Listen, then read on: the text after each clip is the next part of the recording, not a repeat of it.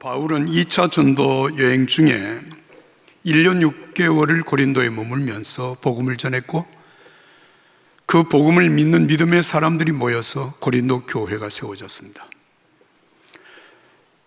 그리고 바울 사도가 고린도 교회를 떠난 제 2차 전도 여행이 계속이 되고, 그리고 3차 전도 여행이 진행이 되어지는데요, 에베소에 이르렀을 때 3차 전도 여행 중에 그게 주후 55년 10월경이었습니다.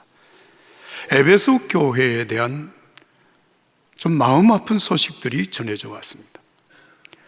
그래서 그 고린도 교회에 보낸 편지가 바로 우리가 읽고 있는 고린도전서 그리고 후서의 말씀입니다.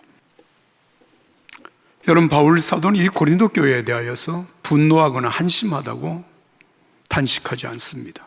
처음부터 끝까지 이 교회를 향한 정말 그리스도의 마음으로 교회를 사랑하고 이 교회를 축복하는, 그리고 감사하는 마음으로 가득 차 있다는 것을 우리는 오늘 이 본문의 말씀을 통해서 알게 됩니다. 여러분, 먼저 1장 4절 말씀을 한 목소리 읽겠습니다. 4절입니다. 그리스도 예수 안에서 너희에게 주신 하나님의 은혜로 말미암아 내가 너희를 위하여 항상 하나님께 감사하노니. 한번 따라서 합시다. 항상 하나님께 감사하노니. 자, 여러분, 바울 사도는 고린도 교회를 위하여서 항상 하나님께 감사한다. 무엇을 감사했을까요?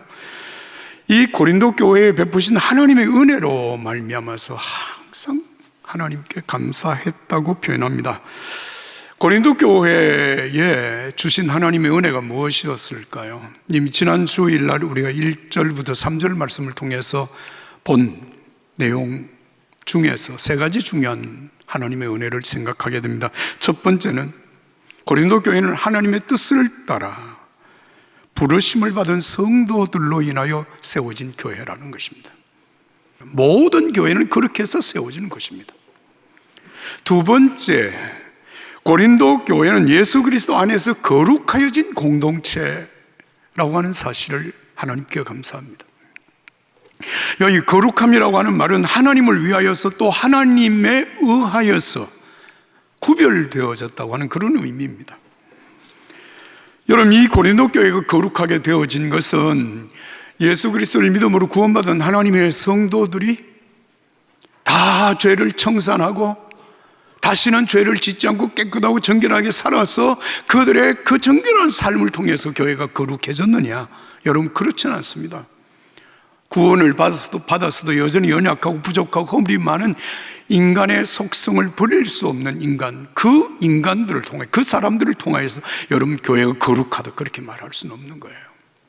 예수님의 십자가의 보혈로 그 모든 허물과 죄를 씻고 하나님 앞에 의롭다고 인정을 해주신 그 하나님의 은혜, 예수 그리스도의 보혈의 은혜로 말미암아 교회가 거룩하여졌습니다.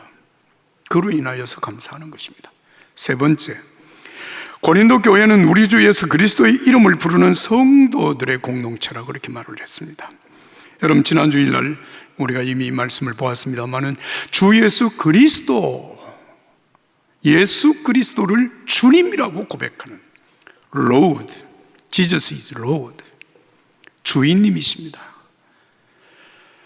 우리를 죄와 사망에서 건져내어 살리신 우리의 생명이 주님의 것입니다. 우리의 삶, 모든 것은 다 주님의 은혜고 주님의 것입니다. 그래서 여러분, 이 고린도 교회는 우리가 살아도 주를 위해 살고 죽어도 주를 위하여 죽는 공동체입니다. 이것을 가리켜서 교회의 통일성, 예수 그리스도를 모두가 다 주인님, 주님이라고, 로드라고 부르는 교회의 통일성을 얘기하는 것입니다. 여러분, 교회가 교회 되어지는 것, 그것은 여러분, 교회의 보편성, 교회의 거룩성, 교회의 통일성은 여러분, 교회가 이 땅 위에 세워지는 그 순간부터 이 교회를 향한 하나님의 뜻이고 하나님이 행하시는 일입니다. 이미 이 땅 위에 세워진 모든 교회는 이 은혜 가운데 세워졌고 이 은혜가 오늘도 교회 안에 계속되는 줄로 믿습니다. 그런데 여러분, 이 땅에 세워진 교회, 우리가 지역교회라고 그렇게 얘기를 하죠. 예를 들면 종교교회는 서울 종로구 사직로 8길에 세워진 이 지역에 세워진 교회입니다. 충청도 어느 지역에 세워진 교회도 있고 저 경상남도 부산에 세워진 교회도 있습니다. 대한민국에 여러분 교회라고 불리는 교회들이 자그만치 약 한 6만여 교회가 있습니다. 그런데 그 세워진 교회들을 보면 이게 천차만별이거든요. 여러분 외적인 조건을 보면 엄청나게 다른 조건들을 갖고 있지만 그럼에도 불구하고 이 땅에 세워진 모든 교회는 예수 그리스도로 말미암아 세워진 예수님의 교회입니다. 교회는 사도신경으로 신앙 고백을 같이 합니다. 성경 66권의 말씀을 하나님의 말씀으로 믿고 그리고 이 말씀을 읽고 이 말씀을 듣고 이 말씀을 지켜갑니다. 예수 그리스도의 이름으로 기도하고 예수 그리스도의 이름으로 예배를 드립니다. 예수 그리스도의 심장으로 서로 사랑합니다. 어떻게 하든지 예수님의 증인으로 살기를 노력합니다. 주님이 땅에 다시 오실 그날을 기대하면서 할 수 있는 대로 선한 열매를 맺으며 살아가는 것이 그리스도인의 삶입니다. 어느 지역에 세워진 교회이든지 어떤 사람들로 말미암아 형성되어진 교회이든지 교회는 함께 예배하고 함께 교제합니다. 여러분 우리가 선교사들을 파송을 해서 세워진 몽골에 있는 교회이든지 네팔에 있는 교회이든지 멕시코나 인도네시아, 베트남 어느 지역에 세워졌던 어느 민족으로 말미암아 구성되어졌던지 간에 그 모든 교회는 주님의 교회입니다. 그런 의미에서 여러분 교회는 하나입니다. 우리 교회가 그 은혜 가운데 있음을 감사합니다.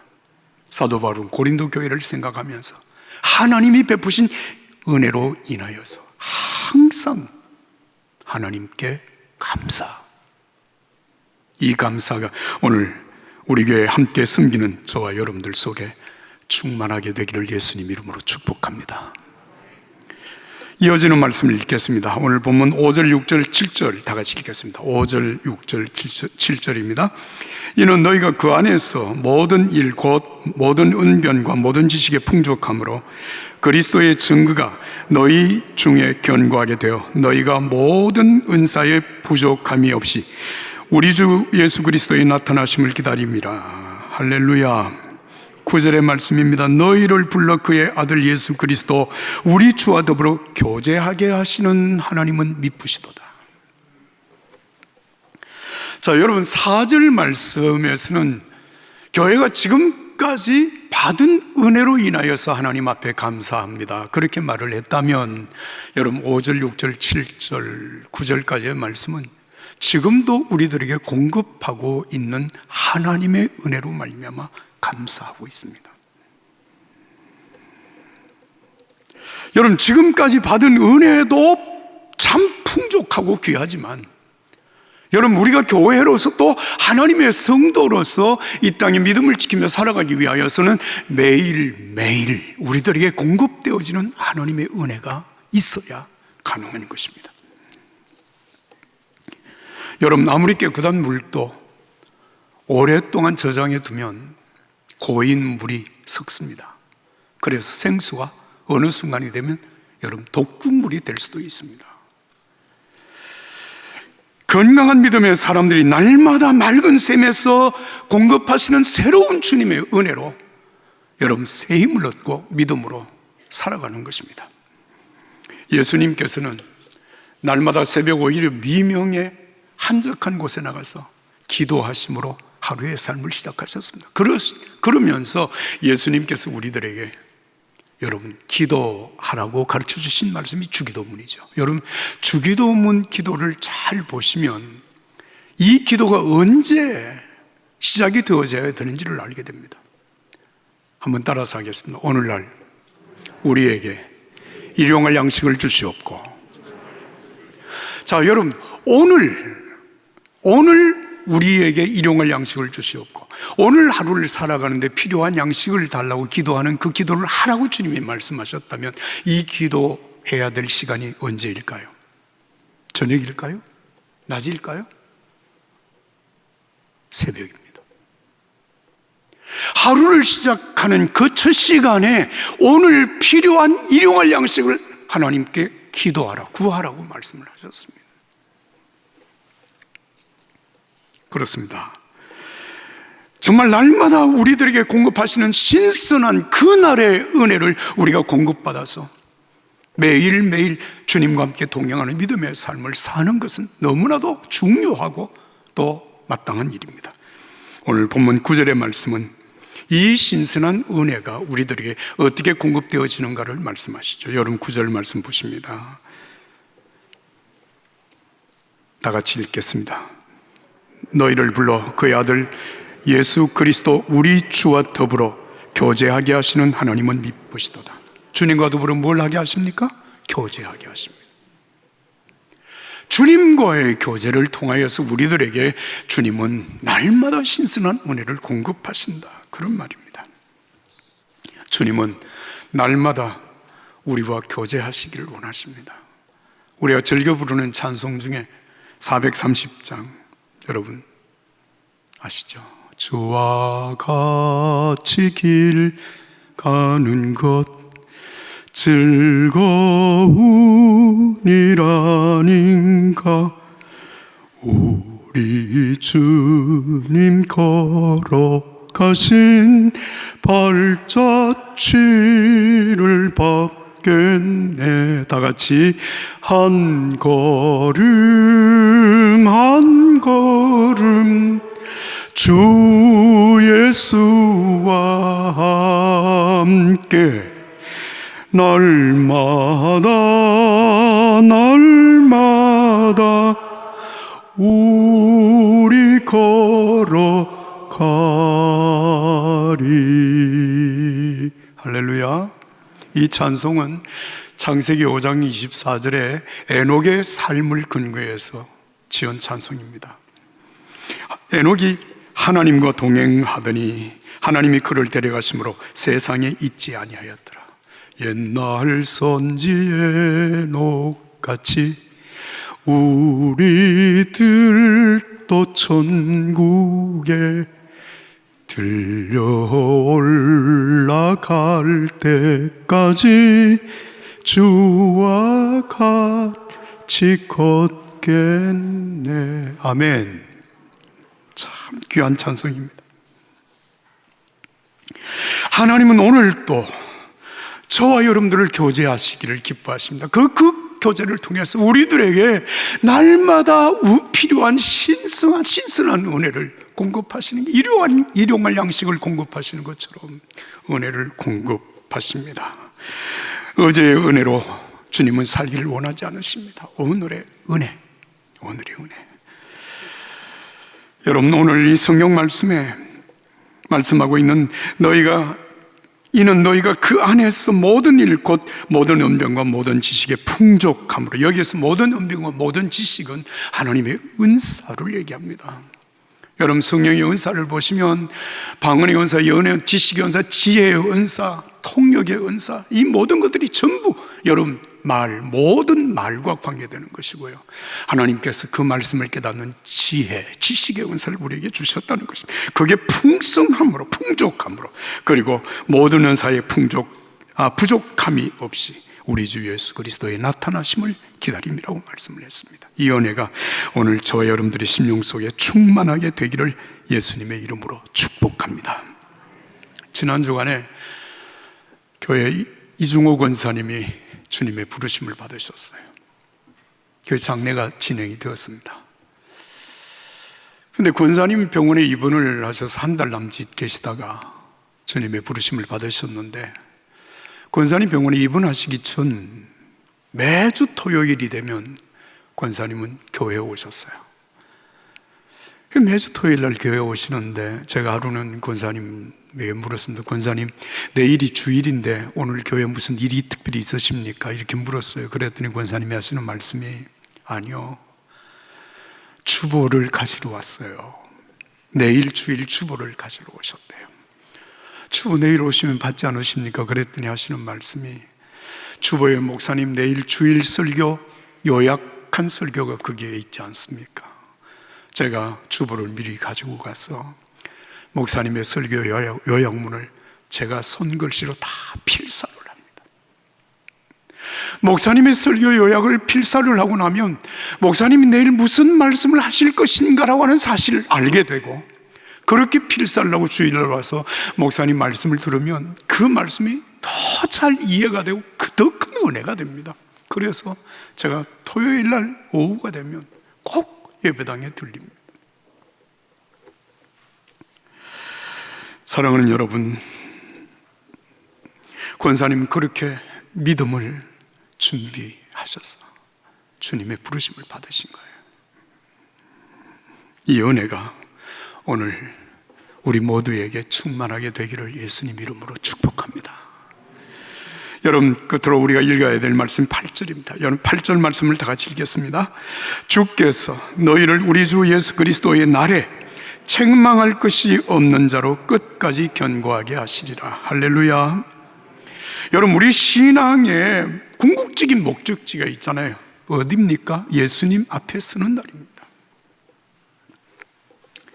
그런데 여러분, 이 고린도 교회, 제가 오늘 말씀을 모두 해드렸습니다만 고린도 교회를 생각하면 참 문제가 많은 교회라고 하는 이미지가 떠오르게 됩니다. 고린도 전서를 쭉 읽어보게 되면 고린도 교회에 어떤 문제가 있었는가 하면, 여러분, 교회 안에 끼리끼리 이렇게 당을 짓고 분열하는 현상이 있었습니다.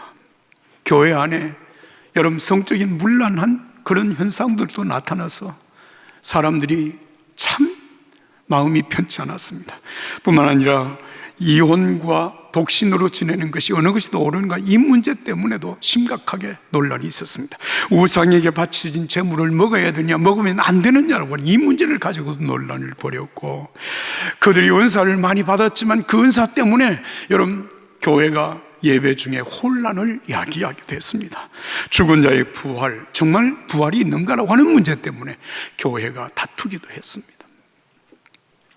이런 복잡한 문제 때문에 교회 안에 성도들 간에 갈등이 생기고 다투기도 하고 하는 이런 상황, 여러분, 그러나 우리가 이런 상황을 우리가 생각하면서 생각해야 될 중요한 한 가지 사실이 있습니다.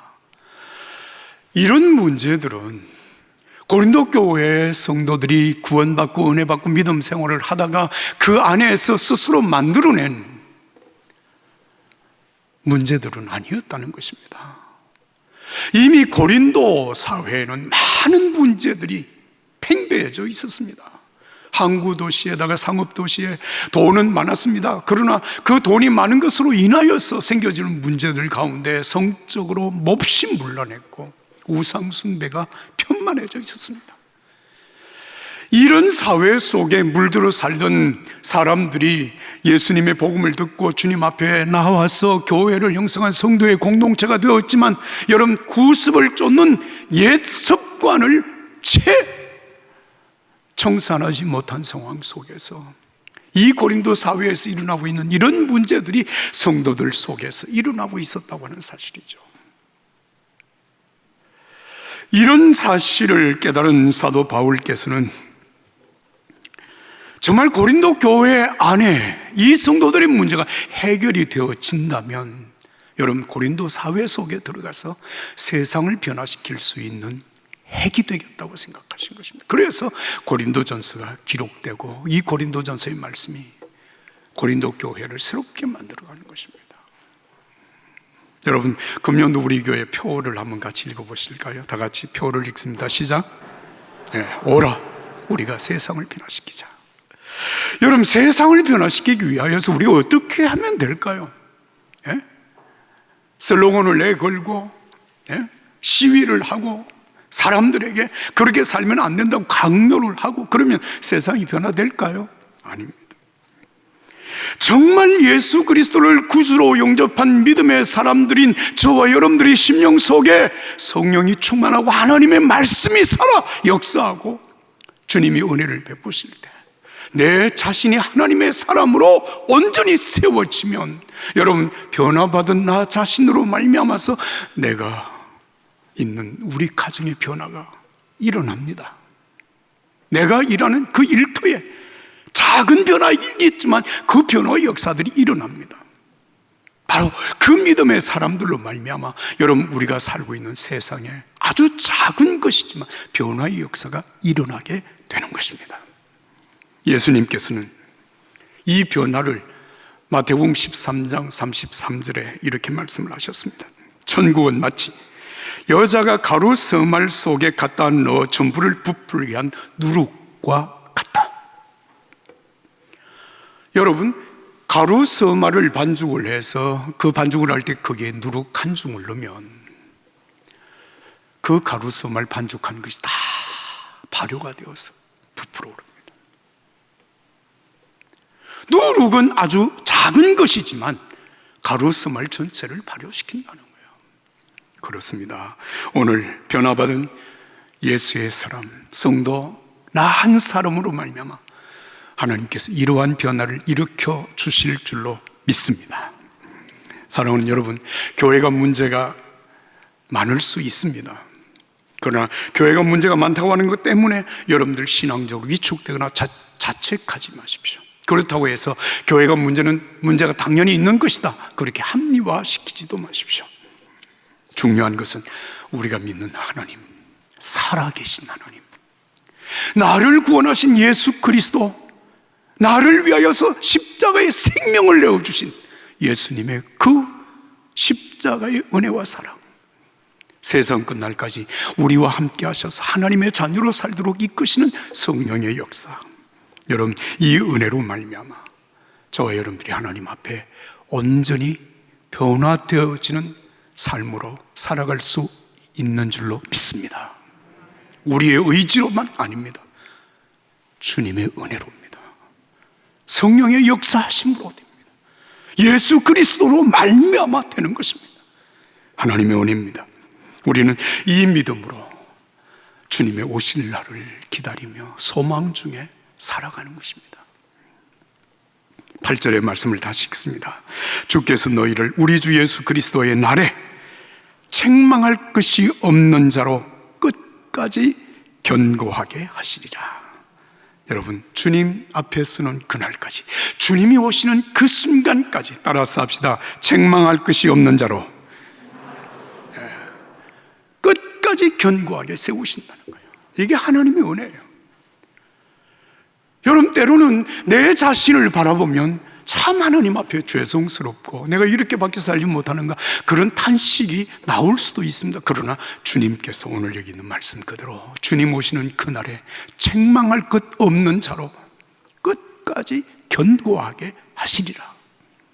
이 말씀에 대해서는 제가 다음 주일 여러분들에게 조금 더 분명하게 말씀을 드리려고 합니다. 저는 주님 다시 오시는 그날에 대한 소망, 이 믿음으로 살아가는 자, 어떤 삶을 사는가, 요한 1서 3장 2절의 말씀을 읽음으로 오늘 말씀을 매듭지으려고 합니다. 요한 1서 3장 2절입니다.